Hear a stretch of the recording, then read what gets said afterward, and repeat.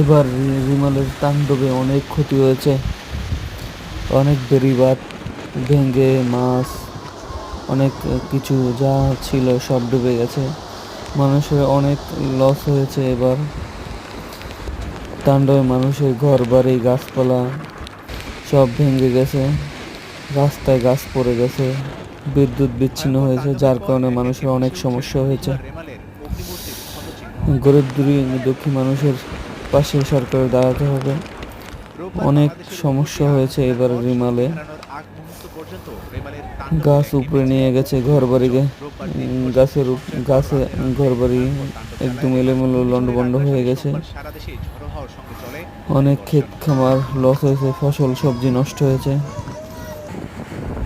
যা এখন কোটি কোটি টাকার সম্পত্তি নষ্ট হয়ে গেছে। এখনো পানি নামে নাই, পানি অনেক আবদ্ধ অবস্থা।